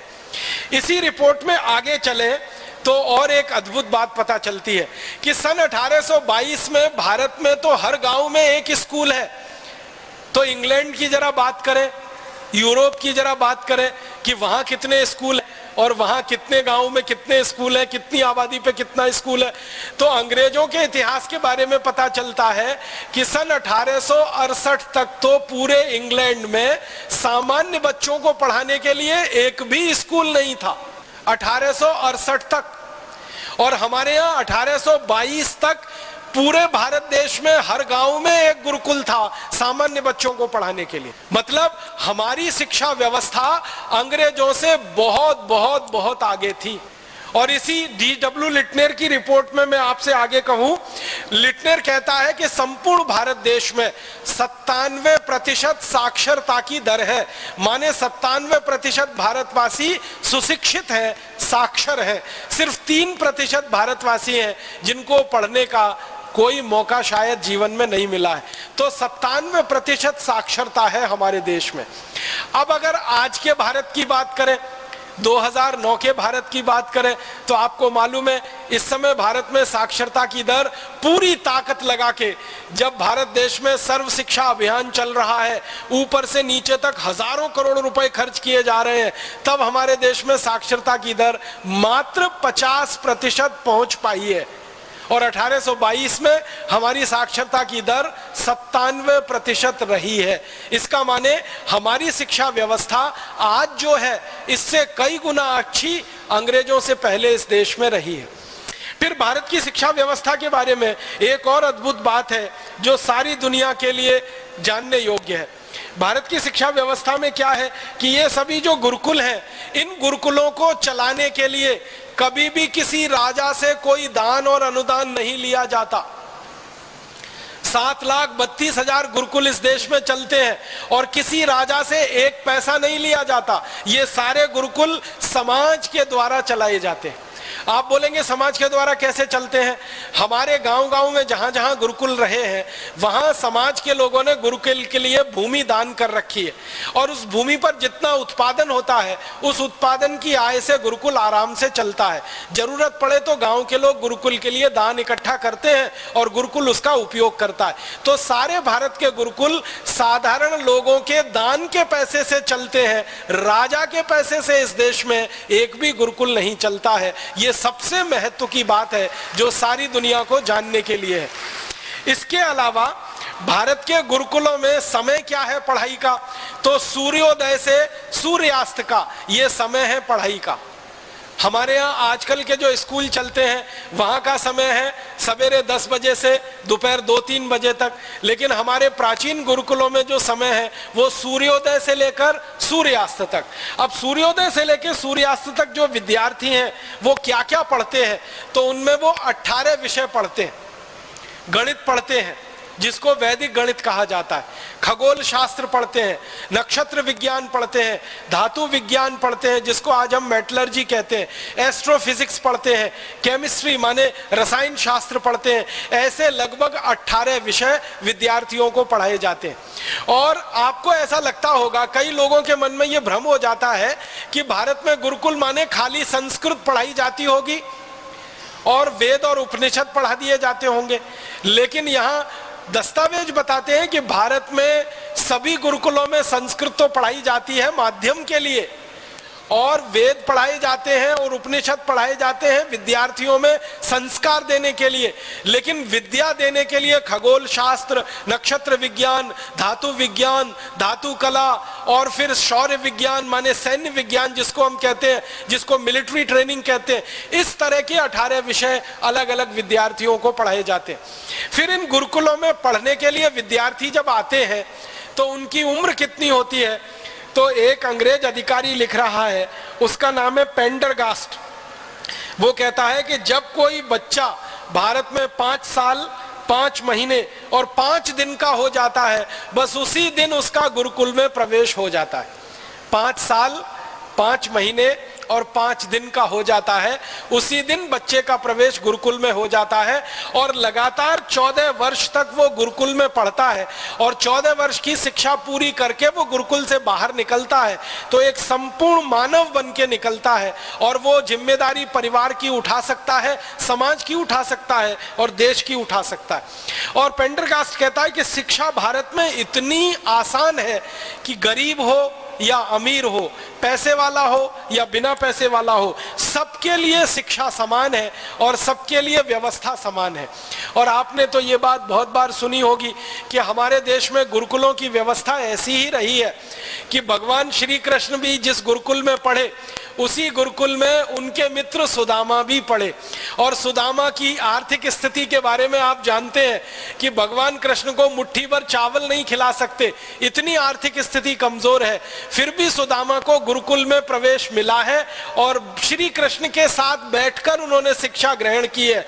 माने एक तरफ करोड़पति का बेटा और दूसरी तरफ रोडपति का बेटा, दोनों एक ही जगह बैठकर समान शिक्षा ले रहे हैं और गुरु उनको समान भाव से शिक्षा दे रहा है। भारतीय गुरुकुलों की यह अद्भुत विशेषता है। सारी दुनिया के विद्वान इस बात पर भारत की बहुत प्रशंसा करते हैं। वो ये कहते हैं कि भारत की शिक्षा हमेशा से निशुल्क रही है और इस निशुल्क शिक्षा के कारण गरीब हो या अमीर सबको पढ़ने की व्यवस्था भारत में रही है। माने बहुत ज्यादा पैसा है वही पढ़ पाएगा, जिसके पास पैसा नहीं है वो नहीं पढ़ पाएगा। ये भारत के गुरुकुलों में कभी नहीं रहा। थोड़ा आगे बढ़ता हूं, इन गुरुकुलों के आधार पर जो भारत में चलता रहा है वो क्या है? इन गुरुकुलों में विद्यार्थी धातु विज्ञान सीखते हैं या नक्षत्र विज्ञान सीखते हैं या खगोल विज्ञान सीखते हैं या धातु कर्म सीखते हैं या भवन विज्ञान सीखते हैं। जो कुछ भी सीखते हैं और सीखकर निकलते हैं शायद वही बड़े बड़े वैज्ञानिक और इंजीनियर हो जाते हैं। 14 वर्ष की पढ़ाई सामान्य नहीं होती है। आज की आधुनिक शिक्षा व्यवस्था में अगर हम देखें तो यहाँ 14 वर्ष की पढ़ाई तो जो प्रोफेशनल एजुकेशन है उसी में होती है। यहां तो भारत में सामान्य गुरुकुलों में 14 वर्ष की पढ़ाई होती है और इसके बाद विशेषज्ञता हासिल करनी है, पंडित होना है, पांडित्य आपको लाना है, तो उसके लिए उच्च शिक्षा के केंद्र इस देश में चलते हैं, जिनको उच्च शिक्षा केंद्र अंग्रेजों ने कहा है। आज हम उनको भारत में यूनिवर्सिटी और कॉलेजेस कह सकते हैं। आज इस भारत देश में 2009 में भारत सरकार के लाखों करोड़ों रुपए खर्च होने के बाद लगभग 13,500 कॉलेजेस हैं, प्राइवेट और सरकारी सब मिलाकर, और 450 विश्वविद्यालय हैं, निजी और सरकारी दोनों मिलाकर। 13,500 कॉलेजेस हैं और 450 विश्वविद्यालय हैं, जब लाखों करोड़ों रुपए सरकार ने खर्च किया है। अब मैं आपको 1822 के बारे में जानकारी देता हूं कि 1822 में अकेले मद्रास प्रांत में, मद्रास प्रेसिडेंसी उसको कहा जाता है, अकेले मद्रास प्रांत में, मद्रास प्रांत का मतलब क्या है? आंध्र प्रदेश, तमिलनाडु, केरल और कर्नाटक का कुछ हिस्सा, ये पूरा मद्रास प्रांत है। अकेले मद्रास प्रांत में 1822 में 11,575 कॉलेजेस रहे हैं और 109 विश्वविद्यालय रहे हैं अकेले मद्रास प्रांत में। और फिर मद्रास प्रांत के बाद ऐसे ही मुंबई प्रांत है, और फिर मुंबई प्रांत के बाद ऐसे ही पंजाब प्रांत है, फिर नॉर्थ वेस्ट फ्रंटियर है। ये चारों स्थानों को मिला दिया जाए तो भारत में लगभग 14,000 से भी ऊपर कॉलेजेस रहे हैं और लगभग 500 से 525 के बीच में विश्वविद्यालय रहे हैं। अब विश्वविद्यालय आज से ज्यादा, कॉलेजेस भी आज से ज्यादा, सन 1822 में भारत की ये स्थिति है। माने उच्च शिक्षा भारत में अद्भुत रही है अंग्रेजों के आने के पहले तक। माध्यमिक शिक्षा तो अद्भुत है ही, प्राथमिक शिक्षा भी बहुत अद्भुत है, लेकिन उच्च शिक्षा भी इस देश में अद्भुत है। और इन कॉलेजेस में विशेष रूप से जो कॉलेजेस रहे हैं, अभियांत्रिकी के अलग कॉलेजेस हैं, इंजीनियरिंग के अलग कॉलेजेस हैं, सर्जरी के अलग कॉलेज हैं, मेडिसिन के अलग कॉलेज हैं, जिनको आज हम कहते हैं ना मेडिकल कॉलेज अलग है, इंजीनियरिंग कॉलेज अलग है, मैनेजमेंट के कॉलेजेस अलग हैं। ये तो भारत में 1822 में भी है। सर्जरी के विश्वविद्यालय अलग हैं, और ये हमारे चिकित्सा विज्ञान में जिसको हम आयुर्वेद कहते हैं, इसके विश्वविद्यालय अलग हैं, और मैनेजमेंट के विश्वविद्यालय अलग हैं। ये पूरे भारत में फैले हुए हैं और पूरे भारत के विद्यार्थियों की व्यवस्था यहाँ पर है। हमने सुना है तक्षशिला एक विश्वविद्यालय कभी होता था, हमने सुना है कभी नालंदा नाम का एक विश्वविद्यालय होता था। ये तक्षशिला नालंदा तो दो नाम है, ऐसे तो 500 से ज्यादा विश्वविद्यालय संपूर्ण भारत देश में हमारे आज से लगभग 150 पौने 200 साल तक रहे हैं। तक्षशिला नालंदा तो आज से 2500 साल पहले की कहानी है, लेकिन 150 पौने 200 साल पहले के भारत में 525 से ज्यादा विश्वविद्यालय हैं और 14,000 के आसपास डिग्री कॉलेजेस हैं। तो शिक्षा व्यवस्था में भारत अद्भुत है पूरी दुनिया में। आपको एक हंसी की बात मैं कहूं, वो ये कि पूरे यूरोप में ऐसा माना जाता है कि सबसे पहले शिक्षा व्यवस्था सामान्य लोगों के लिए इंग्लैंड में आई, और वो सन 1868 में आई। इसका माने यूरोप के देशों में तो उसके और बाद में आई। तो आप बोलेंगे 1868 के पहले इंग्लैंड में स्कूल नहीं थे। स्कूल नहीं थे, ये बात को सही तरह से समझना है। राजाओं के जो बच्चे होते थे, राजाओं के जो अधिकारी होते थे, उन्हीं के लिए स्कूल होते थे, और वो राजाओं के महल में चला करते थे। वो सामान्य रूप से सार्वजनिक स्थानों पर नहीं चला करते थे, और साधारण लोगों को उनमें प्रवेश भी नहीं था। इंग्लैंड और यूरोप में ये माना जाता था कि शिक्षा जो है वो विशेषज्ञों के लिए है, और राजा विशेषज्ञ है तो राजा को शिक्षा है, उसके बच्चों को शिक्षा है, उसके अधिकारियों के बच्चों को शिक्षा है। आम आदमी को शिक्षित होने की जरूरत नहीं है। क्यों? तो यूरोप के दार्शनिक कहते हैं कि आम आदमी को तो गुलाम बन के रहना है, उसको शिक्षित होने से फायदा क्या है। दुनिया में बहुत बड़ा दार्शनिक माना जाता है अरस्तु, और उससे भी बड़ा माना जाता है सुकरात। अरस्तु और सुकरात दोनों कहते हैं कि सामान्य लोगों को शिक्षा नहीं देनी चाहिए, शिक्षा सिर्फ राजा के बच्चों को और अधिकारियों के बच्चों को ही देनी चाहिए। तो उनके लिए कुछ पढ़ने और पढ़ाने की व्यवस्था है, आम बच्चों के लिए नहीं है। जबकि भारत में बिल्कुल उल्टा है, शिक्षा आम बच्चों के लिए है, साधारण बच्चों के लिए है, वो गरीब हो या अमीर हो। ऐसी अद्भुत शिक्षा व्यवस्था हमारे देश में रही है। अब शिक्षा के बाद में थोड़ी सी कृषि कृषि की बात करूं कि भारत में कृषि व्यवस्था कैसी रही है, हमारे अतीत में कृषि व्यवस्था के बारे में जिन अंग्रेजों ने बहुत ज्यादा शोध किया है, उनमें से लेस्टर नाम का एक अंग्रेज है। वो ये कहता है कि भारत में कृषि उत्पादन दुनिया में सर्वोच्च है, और अंग्रेजों की संसद में भाषण देते समय वो कह रहा है कि भारत में 1 एकड़ में सामान्य रूप से 56 क्विंटल धान पैदा होता है, 1 एकड़ में सामान्य रूप से। और वो ये कह रहा है कि ये उत्पादन औसतन है, एवरेज है। वो ये कहता है कि भारत के कुछ इलाके तो ऐसे हैं जहां 1 एकड़ में 70 से 75 कुंटल तक धान होता है, और कुछ इलाके ऐसे हैं जहां 45 से 50 कुंटल धान पैदा होता है। और वो कहता है कि मैंने औसत निकाला है पूरे भारत का, तो 56 कुंटल धान पैदा होता है भारत की खेती में। इतनी उन्नत कृषि व्यवस्था भारत में है। आज के अनुसार मैं आपको इसको अगर तुलना करके बताऊं तो आज भारत में सबसे ज्यादा यूरिया, डीएपी, सुपर फॉस्फेट डालने के बाद, सबसे ज्यादा रासायनिक खाद डालने के बाद औसतन 1 एकड़ में 30 क्विंटल से ज्यादा धान पैदा नहीं होता। और आज से लगभग 150 साल पहले भारत में 1 एकड़ में 56 क्विंटल धान पैदा हो रहा है, जबकि उस समय यूरिया, डीएपी कुछ नहीं है, खाली गाय के गोबर और गोमूत्र का उपयोग किया जा रहा है। तो उत्पादन का स्तर ये है। फिर इसी में गन्ने के उत्पादन के बारे में आंकड़े हैं अंग्रेजों की संसद में। वो ये कह रहे हैं कि भारत में 1 एकड़ में 120 मीट्रिक टन गन्ना सामान्य रूप से पैदा होता है पूरे भारत में, 120 मीट्रिक टन। और आज सन 2009 में यूरिया, डीएपी, सुपर फॉस्फेट के बोरे पर बोरे खेत में डालने के बाद गन्ने का औसतन उत्पादन पूरे देश में 30 से 35 मीट्रिक टन है 1 एकड़ में। आप तो महाराष्ट्र से आए हैं। महाराष्ट्र का एक इलाका है जिसको पश्चिम महाराष्ट्र आप कहते हैं, सांगली है, सतारा है, कोल्हापुर है और पुणे के बीच का इस पूरे इलाके में गन्ना औसतन रूप से 1 एकड़ में 80 से 90 मीट्रिक टन है। बस यही क्षेत्र है भारत का जहां गन्ने का उत्पादन सबसे ऊंचा है, पश्चिम महाराष्ट्र में। बाकी पूरे देश में तो गन्ने का उत्पादन 30-35 मीट्रिक टन से ज्यादा नहीं है। और अंग्रेज उस समय क्या सर्वेक्षण कर रहे हैं और कह रहे हैं कि 120 मीट्रिक टन गन्ने का उत्पादन है भारत में, ऐसी खेती है। फिर वो कह रहे हैं कि कपास का उत्पादन सारी दुनिया में सबसे ज्यादा है। और एक खास बात जो अंग्रेज कह रहे हैं वो ये कि भारत में फसलों की विविधता सबसे ज्यादा दुनिया में भारत में ही है।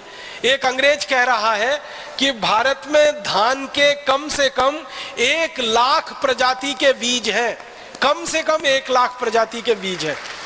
और ये बात अंग्रेज कह रहा है सन 1822 के आसपास कह रहा है। सन 1822 तक इस देश में धान की 1 लाख से ज्यादा प्रजातियां मौजूद थीं, और आज सन 2009 के आते आते भी 50,000 धान की प्रजातियां तो अभी भी इस पूरे देश में मौजूद है, सन 2009 के आते आते भी।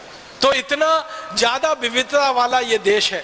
फिर अंग्रेज कहते हैं कि भारत में सबसे पहला हल बना पूरी दुनिया का, और सारी दुनिया ने हल बनाना और खेत में हल को चलाना भारतवासियों से सीखा है। ये भारत का सारी दुनिया को सबसे बड़ा कंट्रीब्यूशन है।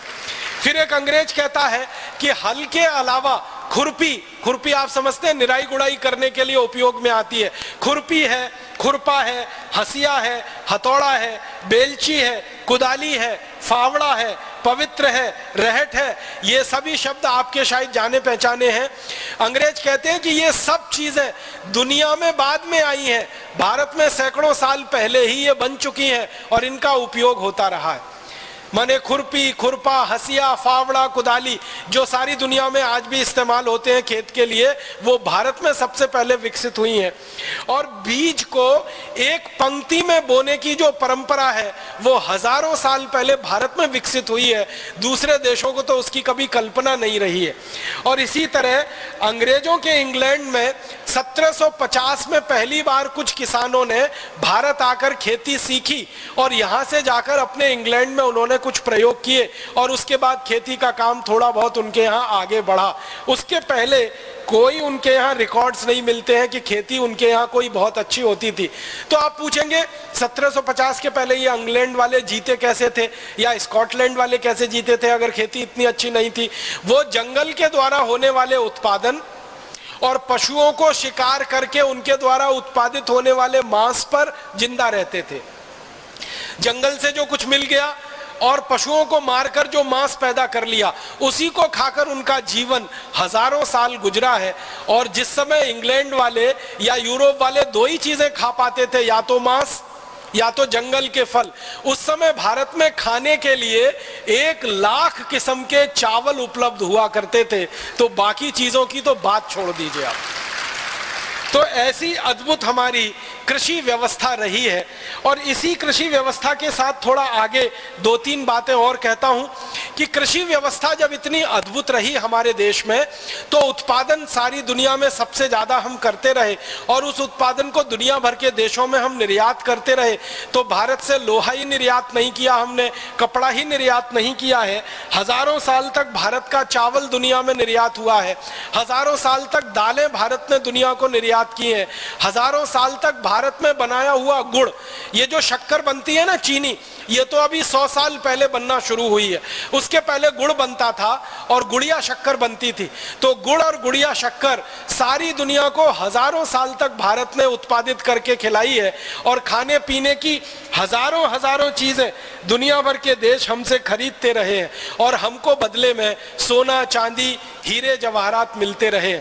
अब मैं एक आखिरी बात कहना चाहता हूं आपसे, वो ये कि भारत ने कृषि उत्पादन में सर्वोच्चता हासिल की, भारत ने औद्योगिक उत्पादन में सर्वोच्चता हासिल की, भारत ने व्यापार में सर्वोच्चता हासिल की।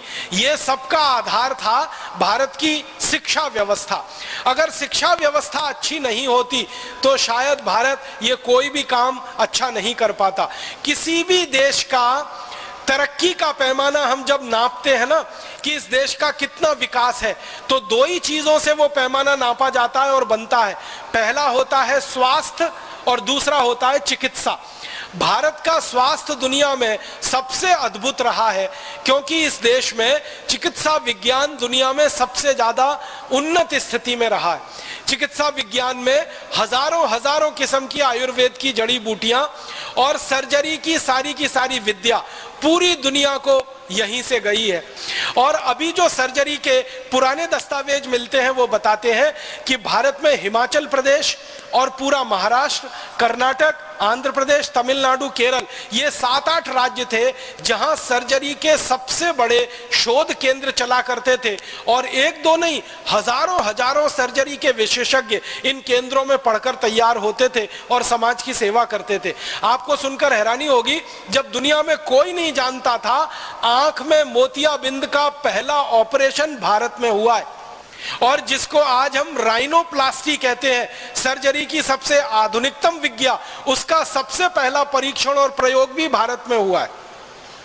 और इंग्लैंड की जो रॉयल सोसाइटी ऑफ सर्जन है, वो अपने इतिहास में लिखते हैं कि हमने सर्जरी भारत से सीखी है और उसके बाद पूरे यूरोप को हमने ये सर्जरी सिखाई है। तो भारत चिकित्सा में बहुत ऊंचा, भारत तकनीकी में बहुत ऊंचा, भारत विज्ञान में बहुत ऊंचा, भारत उद्योग में बहुत ऊंचा, और इन सब के बाद भारत व्यापार में बहुत ऊंचा। और ये सबका आधार भारत शिक्षा व्यवस्था में सबसे ऊंचा। ऐसा अद्भुत देश हमारा भारत रहा है जो अंग्रेजों के आने के पहले तक था। तो फिर आप बोलेंगे इतनी गिरावट भारत में कैसे आई? ये सारी गिरावट भारत में आई अंग्रेजों की नीतियों के कारण और अंग्रेजों के कानूनों के कारण। अंग्रेजों ने देखा कि भारत की सारी व्यवस्थाएं इतनी अद्भुत हैं, तो इन सारी व्यवस्थाओं को खत्म करना है, तोड़ना है, क्योंकि गुलाम बनाना है भारत को। मैकॉले कहता है कि भारत को गुलाम बनाना है तो भारत की संस्कृति, सभ्यता, शिक्षा, इन सबका नाश करना पड़ेगा।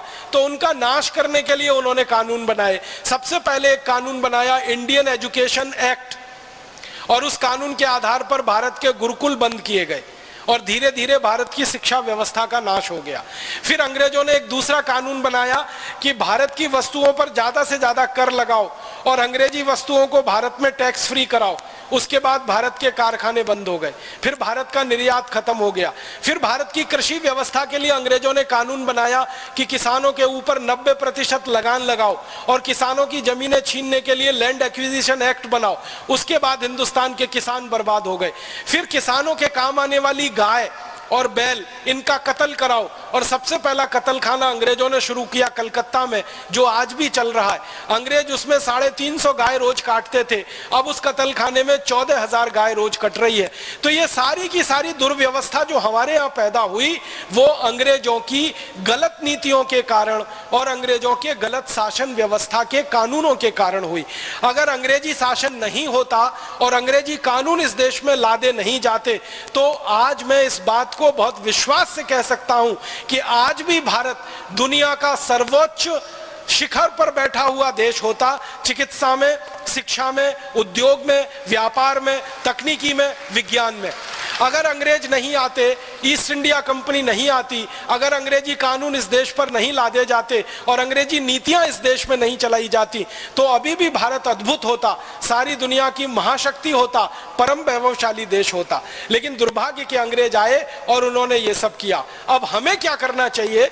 भारत स्वाभिमान के कार्यकर्ता के नाते मुझे ये लगता है कि हमको, जो भारत कभी अंग्रेजों के आने के पहले था, विश्व शिखर में सर्वोच्च सत्ता पर बैठा हुआ सर्वश्रेष्ठ देश, वैसा ही भारत फिर बनाना है। यही हमारे भारत स्वाभिमान के लिए सपना है और इसी सपने को पूरा करने के लिए हम सब परम पूजनीय स्वामी जी के नेतृत्व में सेना बनकर काम करें और सेना बनकर अपने सेनापति के आदेश पर वो सब कर डालें जो इस भारत के गौरव को फिर से वापस लाने में हमारी मदद कर सके। आप सभी का बहुत आभार, बहुत धन्यवाद।